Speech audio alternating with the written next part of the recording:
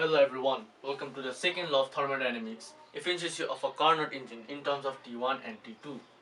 Now I have redrawn the graph for the pressure volume axis in terms of Carnot engine, also known as the Carnot cycle. So first of all, we have our efficiency as 1 minus Q1 by Q2 into 100%. Now, let's look at the isothermal cases at first.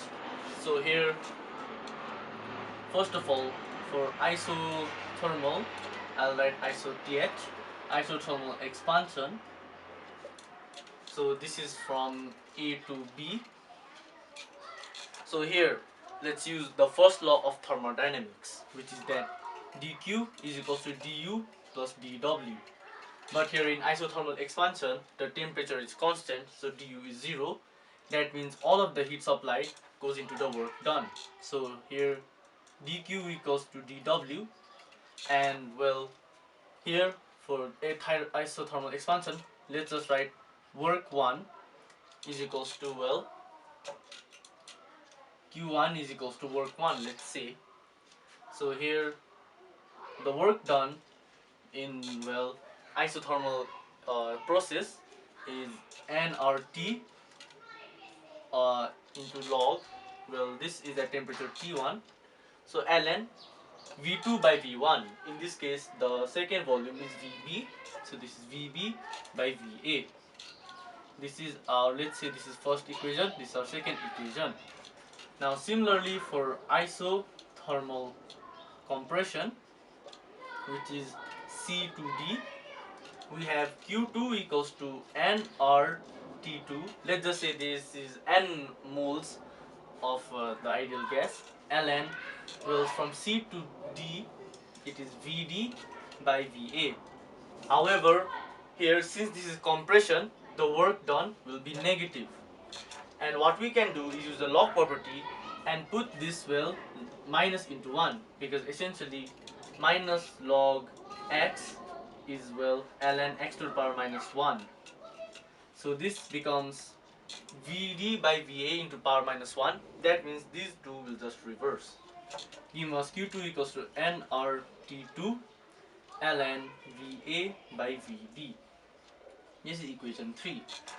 Now what we can do is put equation 2 and 3 in 1.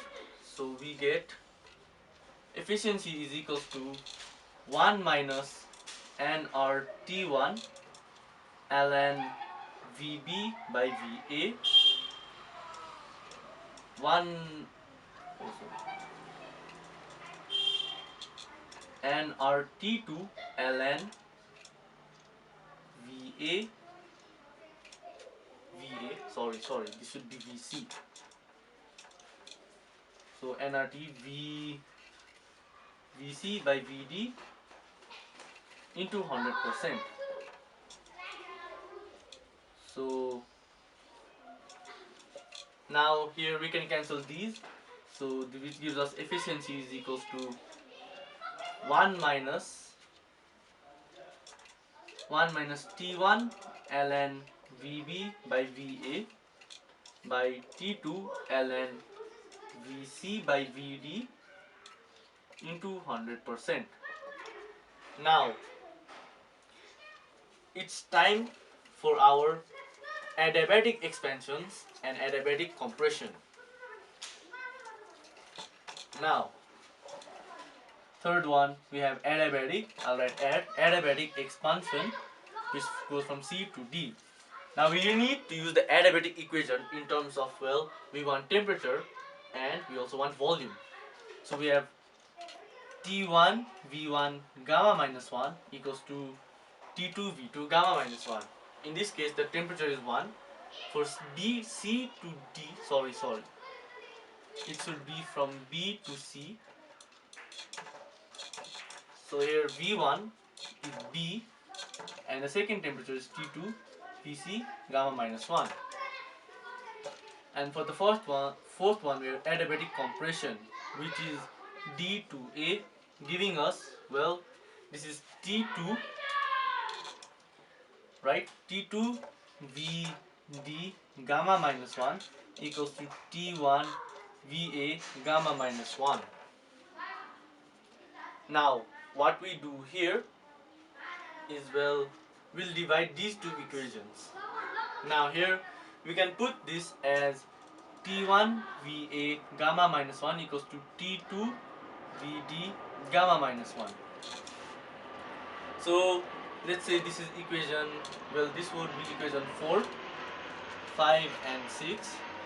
So if we have equation 5 by 6, this will be, well, T1 cancels, giving VB by VA whole power gamma minus 1 equals to VC VD gamma minus 1. And since the power is same, that means the base is same. So we have VB by VA equals to VC by VD. So here these two are the exact same. So that means even their log, VB by VA equals to ln of VC by VD. Now we can put this equation in 4, right? So here essentially efficiency is just 1 minus T1 by T2 into 100%. So that means if we increase the temperature of the source, we can increase the efficiency of the heat engine.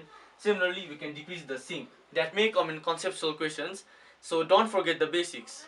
Increase the source, get more efficiency, or decrease the sink and get more efficiency, or do both and get more efficiency. So this is it for the efficiency of Carnot engine, and I'll be doing the petrol engine in the next video. If you learn something new, please like and subscribe. Thank you.